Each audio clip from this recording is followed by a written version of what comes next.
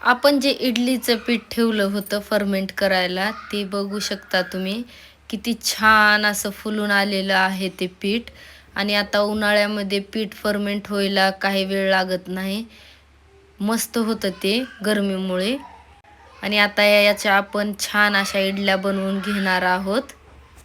तर इथं मी इडली पात्र घेतलेलं आहे, त्यामध्ये पाणी टाकलेलं आहे आणि त्यात थोडीशी चिंचही टाकणार आहे मी. आणि इडलीचं जे पीठ आहे ते थोडंसं मी बाजूला घेतलेलं आहे आणि त्यात मीठ टाकून मी ते मिक्स केलेलं आहे चवीपुरतं. आणि आता इडलीच्या पात्रांना मी तेल लावून घेतलेलं आहे थोडंसं. आणि आता इडली स्टीम करायला ठेवणार आहे मी 15 ते 20 मिनिटासाठी.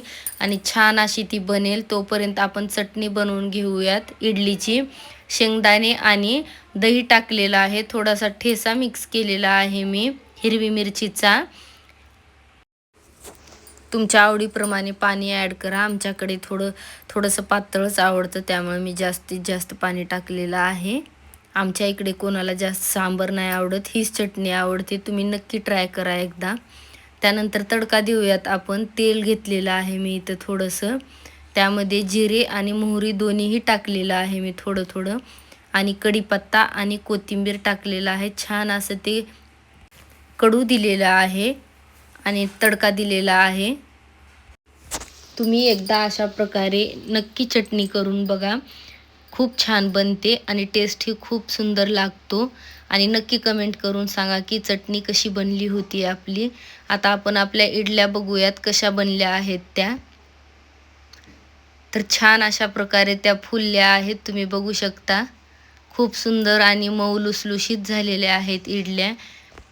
आणि ह्या गरम गरम नाही काढून घ्यायच्या, थोडंसं थंड होऊ द्यायचं आणि पाणी थोडं टाकायचं वरती. त्या आपोआप छान अशा निघतात. तुम्ही बघू शकता इडली मऊ लुसलुशीत झालेली आहे. खूप छान अशा प्रकारे इडल्या झालेल्या आहेत. आणि नक्की ट्राय करा आणि मला नक्की सांगा की इडली कशी बनली होती आणि चटणीही. आम्ही सर्वांनी इडली एन्जॉय केली, खूप मस्त झाली होती. तर आजचा दिवस माझा असा होता. भेटूया पुढच्या व्हिडिओमध्ये. Okay, bye.